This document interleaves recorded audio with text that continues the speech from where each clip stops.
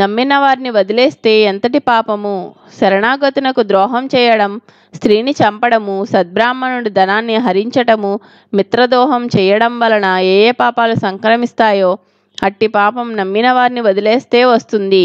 భార్య నమ్మి వస్తుంది, ఆమెను వదిలేయడం. తమ్ముడు అన్నని నమ్ముతాడు, అలాంటి అన్న తమ్ముణ్ణి మోసం చేయడం, ఇలాంటివన్నీ పైపాపాలతో సమానం. అప్పు తీసుకోవడానికి ధర్మరాజే వెనకడుగు వేశాడా?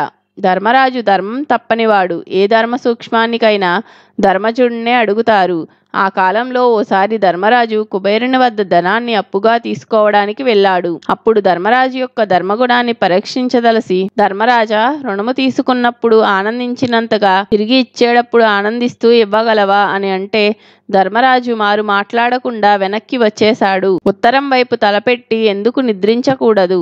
మన భూమిలో అయస్కాంత శక్తి ఉత్తర దక్షిణాలుగా ఇమిడి ఉంటుంది. మనము అలానే నిద్రపోయామంటే ఉత్తర దక్షిణాల్లో ఇమిడి ఉన్న అయస్కాంత శక్తి తరంగాలు మన మెదడులోని శక్తివంతమైన విద్యుత్ తరంగాలని తగ్గించి వేస్తాయి. దానివల్ల అనేక ఆరోగ్య, మానసిక సమస్యలు, రక్త ప్రసరణ వ్యవస్థలో మార్పు వస్తుంది. మెదడులో లోపాలు తలెత్తుతాయి. అలా కాకుండా తూర్పు పడమరల వైపు నిద్రిస్తే మెదడు సుఖవంత స్థానంలో ఉండి మెరుగుపడుతుంది. రక్త ప్రసరణ సరిగా జరిగి శరీరాన్ని ఉత్తేజం చేస్తుంది. మోసం చేసేవారు ఎలా ఉంటారు?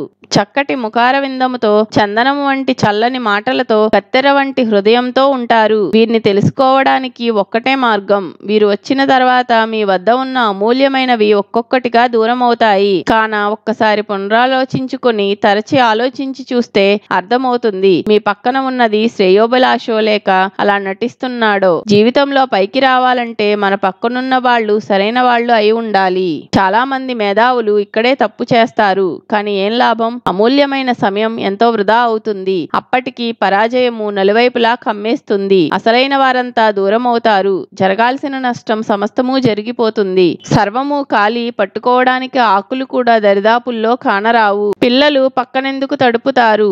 తెలిసి తెలియని వయసులో దేని గూర్చైనా భయపడడం వల్ల, తల్లి తండ్రి పోట్లాడుకోవడం గమనించడం వల్ల, బాగా ఒత్తిడిగా ఏదైనా విషయాన్ని గూర్చి ఆలోచించడం వల్లను, తోటి పిల్లలు బొమ్మలు తనకి లేవని బెంగ పెట్టుకోవడం వంటి వాటి వల్ల పక్క తడుపుతారు. కాన పిల్లల మనసు తెలుసుకుని ధైర్యము, ప్రేమ రంగరిస్తే ఆ అలవాటు క్రమంగా మానేస్తారు. చిన్నతనంలో తల్లి తండ్రి ప్రేమ, వయసులో స్త్రీకి పురుషుడు, పురుషునకు స్త్రీ ప్రేమ, పెళ్లైన తర్వాత ధనము, మధ్య వయసులో కూడబెట్టుకున్న ధనము, ఆపై ఆధ్యాత్మిక భావన, ఇవి ఎంతో అవసరము. ఏది తప్పినా దురదృష్టవంతుల క్రిందే లెక్క. శివలింగం ఇంట్లో ఎందుకు పెట్టుకోకూడదు?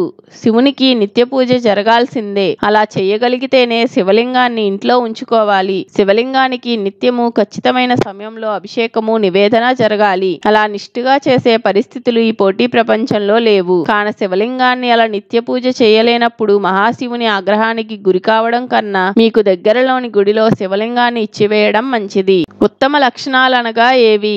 ఏ పలుకు, ఏ పని తనకు అయిష్టమో బాధాకరమో అట్టి వాటిని ఇతరులకు చెప్పుట చేయరాదు. కోపదేశాలతో ఎవరిని దూరం చేసుకోకుండా అత్యుత్తమ సభ్యతతో ప్రవర్తిస్తూ కనులకు, చేతులకు, కాళ్లకు గల చాపల్యతను విడిచిపెడతాడో వానియే ఉత్తమ లక్షణాలు. తనెంత గొప్ప స్థితిలో ఉన్నా అర్హులైన వారిని పూజించుట, గౌరవించుట చేయువాడు ఉత్తముడు. దానంగా ఇచ్చిన దాన్ని తిరిగి తీసుకొనకపోవడము, అట్లే ఇచ్చిన దానాన్ని నలుగురికి తానే చెప్పుకోవడము తగదు. దానివల్ల దానఫలం దక్కదు. క్షత్రియుడికి మాత్రమే ఇచ్చిన దానాన్ని చెప్పుకునే హక్కు ఉంది. మాట్లాడే ప్రతి మాట ఎదుటివారికి ప్రియంగా, హితంగా, సరళంగా ఉండాలి. సత్యాన్నే పలుకుతున్నా వినేవారికి అసత్యమన్నట్టు తోచేలా మాట్లాడరాదు. సర్వ మాటలకి సత్యమే ప్రాణము, మూలము. రాహుకేతువులకి అప్రదక్షిణము చెయ్యాలా? గ్రహాలకి రాజు సూర్యుడు అన్ని గ్రహాల మధ్యన ఉంటాడు. చంద్రుడు ఆగ్నేయంగా ఉంటాడు. అంగారకుడు దక్షిణంగాను, బుధుడు సూర్యునకు ఈశాన్యంగాను, బృహస్పతి ఉత్తర దిక్కుగాను ఉన్నారు. తూర్పున శుక్రుడుంటాడు. పశ్చిమ దిక్కున శనైశ్చరుడు, నైరుతిలో రాహువు, వాయువ్యంలో కేతువు ఉంటారు. అయితే గ్రహాలన్నీ ఒకే విధంగా ఉంటే రాహుకేతువులు వేరుగా అప్రదక్షిణంగా తిరుగుతున్నట్టు ఉంటాయి. అయినా మనం ఆయా గ్రహాల పూజల ప్రకారమే చెయ్యాలి. గాయత్రి మంత్రం అర్థం. అన్ని మంత్రాలలో కన్నా శ్రేష్టమైనది గాయత్రి మంత్రం. గానం చేసేవారిని రక్షించేది. భూలోకము, భువర్లోకము, సువర్లోకము బ్రహ్మస్వరూపమని తెలియజెబుతోంది. ఓం భూర్భువస్వః తస్తవితుర్వరేణ్యం భర్గో దేవస్య ధీమహి ధియో యో న ప్రచోదయాత్ అన్నదే గాయత్రి మంత్రం. కలలో ఏమొస్తే ఏం లాభం, ఏం నష్టం? నగ్నంగా నడుస్తూ కలవస్తే ఆపదలేమీ రావు. గాలిలో ఎగిరినట్టు వస్తే ఆస్తి నష్టము. అలాగే దేవతలు, గోవులు, అగ్ని, సరస్సులు, కన్యలు, ఫలములు, పర్వతములు, నదులు, సముద్రాలు దాటడం వంటివన్నీ ధనాన్ని, ఆరోగ్యాన్ని పెంపొందించే సూచికలు. అలాగే తూర్పు, ఉత్తర దిక్కులకు పోయినట్టు, కోరిన స్త్రీని పొందినట్టు, శవాన్ని చూసినట్టు వస్తే కష్టములు ముందున్నాయని సూచికలు.